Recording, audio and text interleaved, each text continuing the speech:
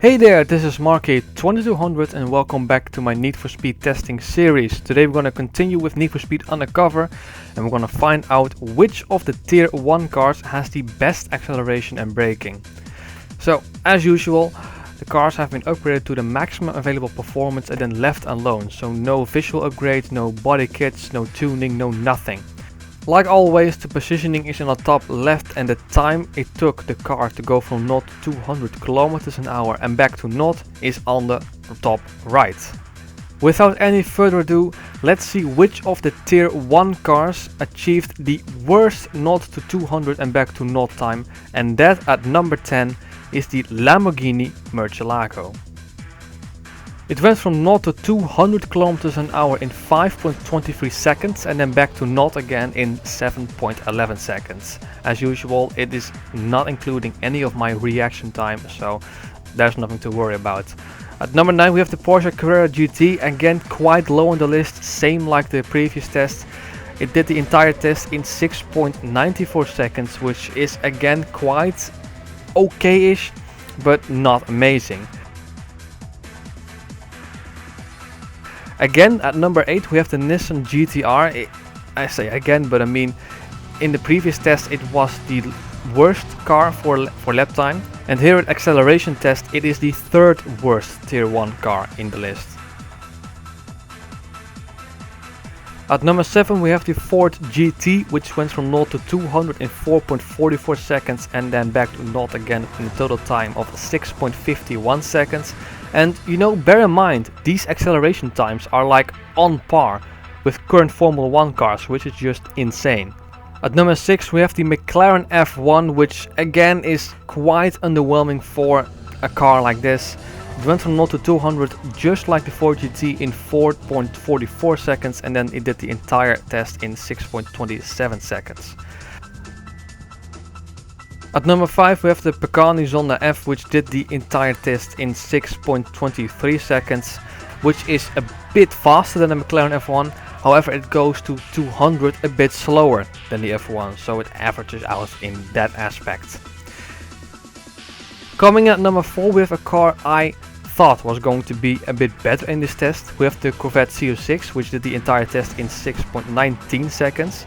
And it went from 0 to 200 in 4.24 seconds. It is a muscle car overall, so the brakes aren't that great. Anyway, at number 3 we have the Bugatti Veyron 16.4, which did the entire test in 5.94 seconds. But it went from 0 to 200 the fastest of any tier 1 car.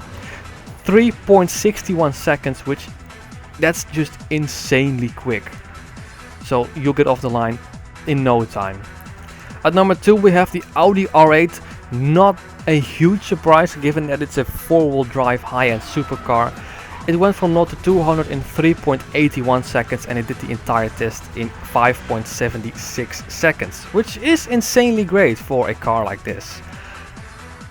However, at number 1 we have yet again the Koenigsegg CCX. It just keeps on surprising. It was by far the best in lap time test. And now it's the best acceleration test, from 0 to 200 in 3.73 seconds, and it did the entire test in 5.49 seconds. So right now we are at a bit of an unusual situation here, because if you take a look at the championship point standings after round 2, we can see that the Koenigsegg CCX has got 60 points in total. It scored 40 points in the lap time test by becoming first and 20 points in the acceleration test by becoming third as well. As usual, the lap time test results get double the points when compared to the other two tests. And as you can see, the Corvette only scored 9 points in the acceleration test because it was only able to secure 4th place, making it currently exactly 21 points behind the CCX. And guess how many points there are available at the top speed test? Just 20 points. Which means that even if the Corvette would have the highest top speed of the tier 1 cars and the Koenigsegg the lowest, which is all highly unlikely, but let's just imagine this scenario, the CCX would still be overall the best tier 1 car because the Corvette would simply not have gotten enough points to dethrone the CCX and claim first place.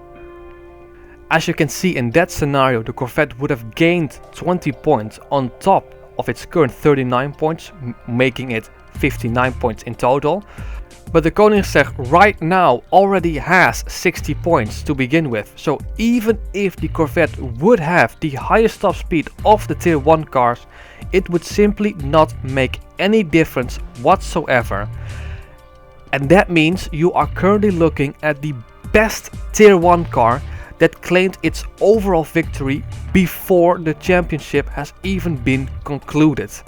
And that is something we have not seen before. And to be honest, I'm not even sure if the Corvette will retain its current second place, because what car is currently positioned under the Corvette? The Bugatti Veyron, known to have the highest top speed in its time. Will it be enough to claim second place overall? That is something that we will find out very soon. So honestly, the fact that the Koenigsegg CCX has claimed its overall best car of Need for Speed Undercover award, I should say, before we even have begun with the top speed tests, that's just insane. And all I'm saying is the Koenigsegg CCX has a pretty good chance of getting the highest top speed of the tier 1 cars. If that is the case, we will not only be looking at the car that claimed its hollow victory before the championship has even been concluded, but we are looking at a car that scored first place in every single test. And I mean, that is just insane. You know, before doing these tests, I have never even used the Koenigsegg CCX, and that's simply because I never installed the collector's edition. But if you're on PC, and honestly, now that you know this information, there is no reason not to use the Koenigsegg CCX, except if you deliberately want to have a lesser car. But honestly, if you are on PC, if you're using like a Steam edition or an Origin edition or whatever edition of Need for Speed Undercover on PC, use the collector's edition mods. And I will put a link in the description down below if you want to try it out, because honestly, try out this car, it's insane. But that has been it for this video. If you liked this video, consider giving it a thumbs up. If you wish to stay updated on all my future videos, feel free to subscribe and turn on notifications so you won't miss out on anything. I am genuinely excited to see if the Koenigsegg CCX will claim another first place. It's just insane. Anyway, I've rambled on for long enough. This has been Marky 2200. Thanks a lot for watching, and I'll see y'all next time.